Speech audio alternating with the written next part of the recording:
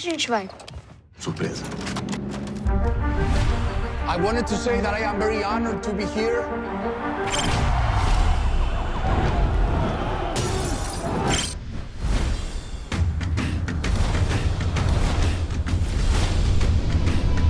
I started looking at location photos. I've shot many times in Rio, but never in Sao Paulo, and saw that Sao Paulo had tons of tall buildings similar to New York. Sao Paulo is such a cinematic city. One of the things that I worry about as you travel is sometimes not bringing your own crew, but the crew in Sao Paulo was incredible. And seeing in the day, in the night, just speaks to cinema and storytelling.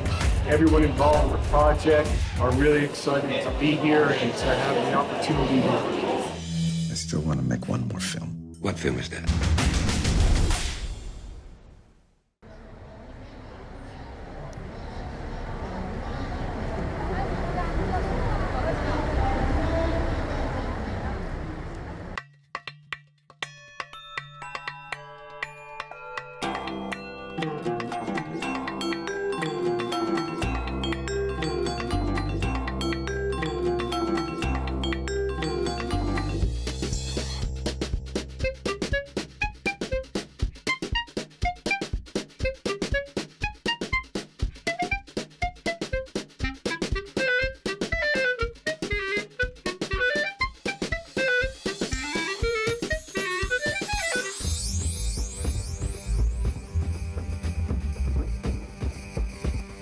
Olá a todos que nos acompanham, sejam muito bem-vindos novamente ao Festival comKids Interativo 2022.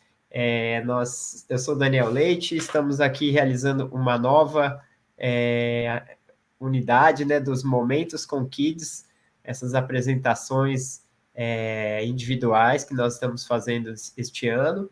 E para essa apresentação de agora, nós vamos tratar do tema de telas, mídia e saúde mental infanto-juvenil. E para essa comunicação, nós convidamos Russell Miller, do The Center for Intentional Media, Estados Unidos. O Russell vai estar conversando. Olá, Russell, tudo bom? How are you? I'm good. I'm just going to go on saying a bit more in Portuguese and then we go to English. Vou apenas seguir aqui com o português um pouquinho para a gente poder entregar em inglês novamente para o Russell já trazer a apresentação dele. O Russell criou já diversas propriedades eletrônicas, impressas e transmídia para crianças, desde a Vila Sésamo, Disney, Nickelodeon. Foi o pioneiro num projeto de streaming para crianças com Wonderreel, a primeira plataforma global de entretenimento digital projetada para crianças de 6 a 11 anos. E o Russell é formado originalmente como psicólogo educacional, conduzindo pesquisas sobre mídia e saúde mental no Centro de Pós-Graduação da City University of New York e lecionando sobre mídia infantil também no Brooklyn College. Welcome, Russell. Great pleasure to have you here with us. I did all the introductions in Portuguese, if you don't mind, and now please be welcome to Thank you. Start your presentation. Thank you so much.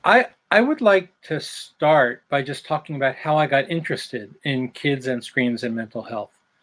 I've been working in media for kids for a really long time, print and interactive and video and even audio and live performances. A few years ago, I began to see headlines like this: screen time increases teen depression and thoughts of suicide. Teens who spend less time in front of screens are happier. And worst of all, have smartphones destroyed a generation? And if you read that article, the answer was yes, smartphones have destroyed a whole generation. And as a practitioner, as someone who makes media, but also as a research psychologist, I began to get interested in what the data was behind these big, very, very scary statements. And so I went to the actual papers that these articles were based on And here comes the spoiler alert. None of these articles are accurate. So what is actually going on? Are screens hurting our kids or not? Because just because those articles are accurate are inaccurate doesn't mean that screens are fine. So there are basically three answers to these questions. The first is the simple answer that I just gave you. No, screens aren't hurting our kids. The second, the longer technical answer, is that there's no evidence that they're hurting all kids overall all the time. The third answer, the full answer, well, that involves eating some spinach. And I know spinach isn't very popular and kids don't really like it, but we also have a media hero who taught us that eating spinach can make you a lot stronger. And hopefully that's going to happen over the next few minutes. To understand the science, the spinach that's involved here is thinking about the questions, what the researchers actually asked, the answers, what the data they collected actually report, and the analysis. With that data, how were the findings, the headlines that you read in the newspaper, how were they calculated? So let's start with the questions. What did the researchers ask?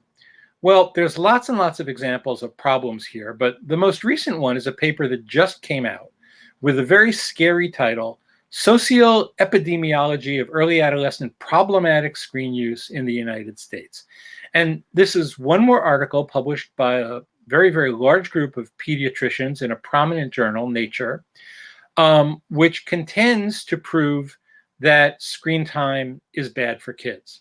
The problem is with the questions that the researchers asked in the first place. So the young people were asked to rate items on a scale of 1 to 5. All the items they were asked to rate were negative. I've tried to use my social media apps less, but I can't.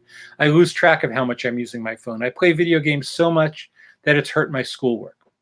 The problem when you present a set of items like this is that you get an implicit, unintentional bias toward negative findings. And the way that science deals with this in general is by adding a bunch of positive items. I feel in control of the time I spend with social media. I only use my phone as much as I choose to, and so forth.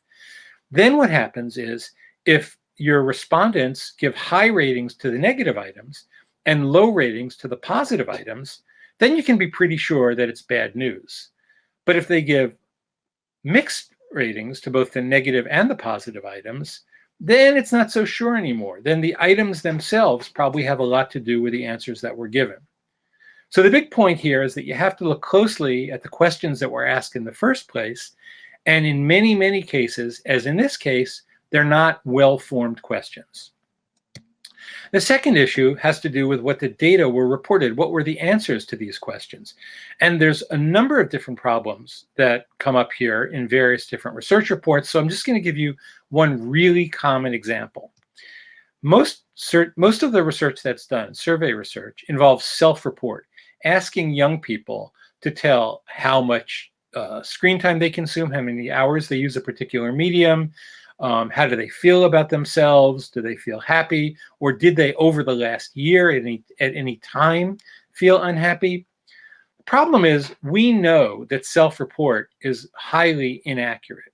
And in the study that's most used for a lot of the American work on screen time and mental health, it's called Youth Risk Behavior Survey. It's published by the United States. A secondary study looked at that data and found out, just looking at the height and weight information that young people reported, that in terms of height, they reported heights about 2.7 inches taller than their actual measurement, and in weight, about 3.5 pounds lighter than their actual measurement. So there's a bias toward responding in a way that the respondents think the researchers want to hear the answers. So that's the second thing you need to ask is, what kind of data is being reported or are being reported in the first place? And then the third category is the one that's really the most spinach, but hopefully will make us stronger. That's understanding how all this data is analyzed. How were the data turned into the reported findings? And I'm going to get a little bit technical here, but I think you'll be able to follow along. So here's a set of answers to a standard question. How much screen time do you consume on an average school day? less than an hour, 1 hour, 2 hours, 3 hours, etc. And there's an A, B, C, D, E, or F. That's what you actually are filling in on the answer sheet, right? You're putting an A, a B, a C, etc. Those A's, B's, and C's, most researchers are now turning those into numbers, 1, 2, 3, 4, 5, 6. So for example, if you have a group of respondents and they put B, C, D, C, E, F, E, A as their answers, those answers get changed into 2, 3, 4, 3, 6, 5, 1. Now here is where the spinach comes in. What many researchers will now do is add those numbers and come up with a total of 24. They'll then take the 24 and divide it by 7, because there were 7 respondents, and come up with what they call an average of 3.43 hours. So they'll say this group of young people used screens for an average of 3.43 hours on an average school day. But that 3.43 is kind of problematic, because if you go back to the actual answers that the young people were providing, you can't add less than an hour to 2 hours and average it. If you add 5 or more hours to 3 hours, well, you're still going to get 5 or more hours. You don't average those two answers out at 4 hours. So the math here simply doesn't work. And there's a reason why the math doesn't work. It's because categorical options are not quantities. Now, I know that's a big piece of spinach, but that's the spinach that really underlies all of the bad news that's been reported and the reason why that bad news is inaccurate. Categories cannot be added and subtracted and multiplied and divided and averaged. They're just not mathematical quantities. So if categorical options are not quantities, what do you do with them as a researcher? Well, the proper way to deal with them is what's called categorical analysis. And that is what most studies fail to do. And that's what I undertook to do in my own research. I took the exact same data that was being used by other researchers, and I applied the proper categorical analysis. And what I found was virtually no relationship between screen time and mental health. There was some small relationships between screen time and mental health among kids who used no screen time at all or who used more than 5 hours. What's interesting is the relationships that I found went in the other direction. It wasn't that screen time led to more distress. It was the kids experiencing more distress already were reporting more time with screens. And so for me, that raised the question, are screens actually making kids feel better? Well, I don't have a definitive answer to that question, but I do have a few directions.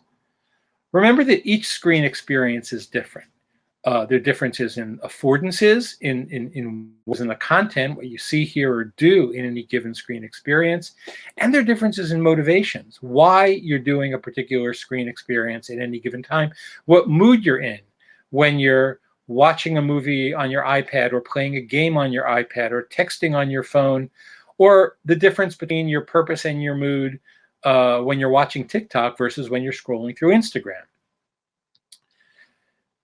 The research now is being broken down by medium. And within each particular medium, within each particular digital use, researchers are asking even more detailed questions. They're using a technique called ecological momentary assessment, which instead of asking for those inaccurate self-reports that I talked about before, young people will get beeped on their smartphones and asked in real time what they're doing on their screens. So the data that's being collected is much more accurate than the data that's been collected in the past. They're also distinguishing by platform, not just distinguishing social media from streaming or from playing games, but also distinguishing TikTok from Instagram, from Snapchat or any other platform that kids might be using, and looking to see whether there are different responses to use of different platforms.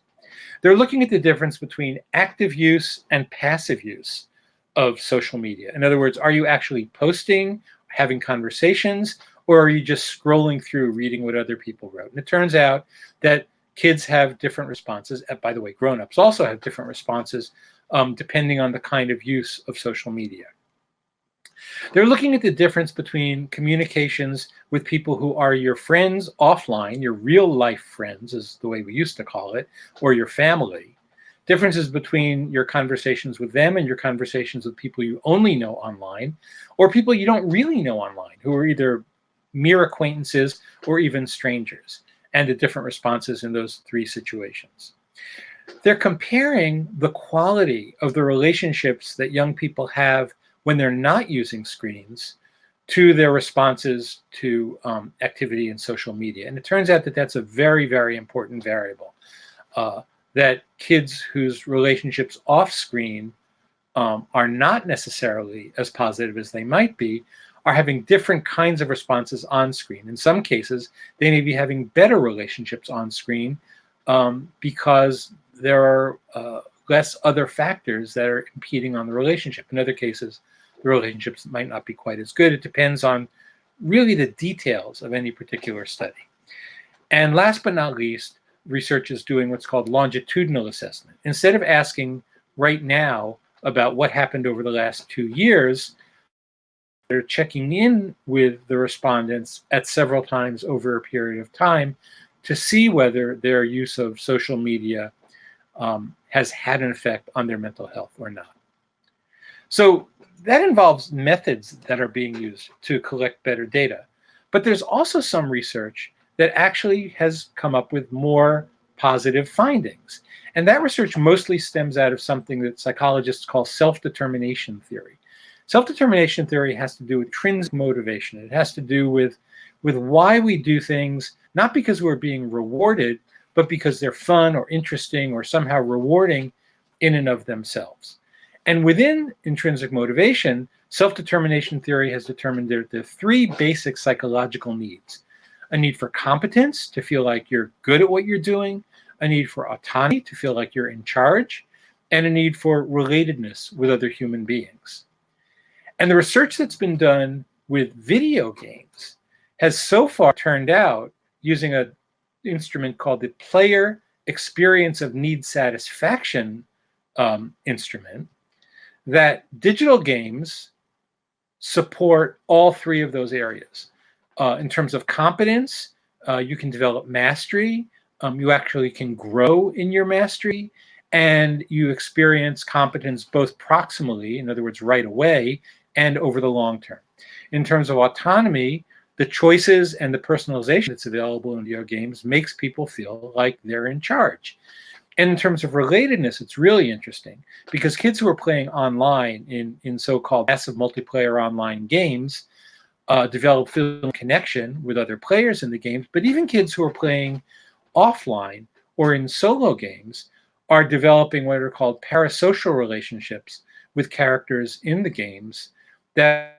So it turns out from this research that digital games actually support these three very important psychological needs.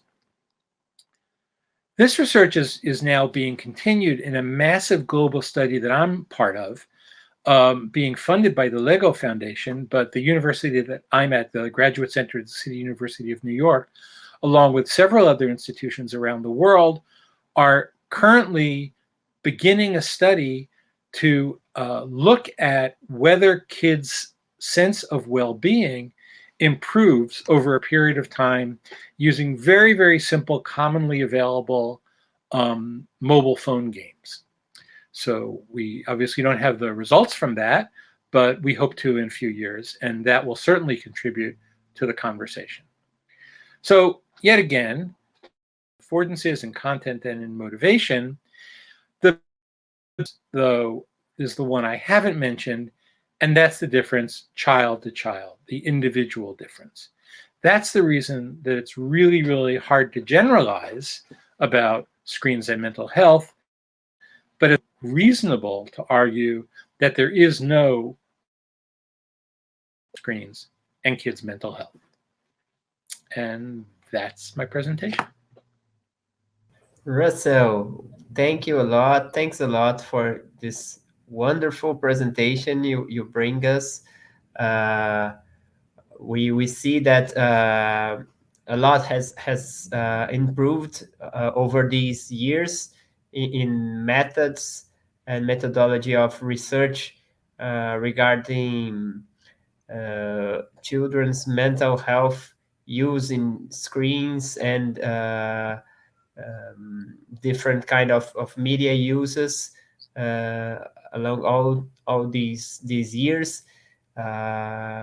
It's so important to look at this issue with care, and we see how much you have dedicated a lot to analyzing these results and bringing us these problems, new views of over all data, and now you are involved in this new project, bringing new data also for us to see in the future what the results are, right? I'll just I won't pose a question because our time is running out, but we are from comKids. Thank you very, very much for all your time and dedication in preparing this fantastic presentation to us. And I think this issue has already been discussed in previous editions of comKids, and your points add many other layers to what we've been talking. So I'll go back to Portuguese now to make the final practical information for our audience. Então, gente, encerrando aqui a atividade, nós agradecemos o nosso palestrante, Russell Miller, do The Center for Intentional Media, e nós seguimos com as atividades do Festival comKids até o dia 25 de agosto. Teremos a Masterclass com KK Sediri, South Africa, da África do Sul, animação, uma potente ferramenta para construir a sua carreira, no dia 25 de agosto, fechando com chave de ouro o evento profissional. Então, essa atividade será transmitida simultaneamente pelo canal YouTube da SP Cine, e nós, aqui do comKids, seguiremos realizando nossas atividades com as mostras audiovisuais para crianças e adolescentes. Então, fiquem conectados com a gente. Muito grato por toda a atenção de vocês, e foi um prazer contar com essa participação do Russell. Russell, we say goodbye, and see you soon, hopefully in presential mode. I hope so.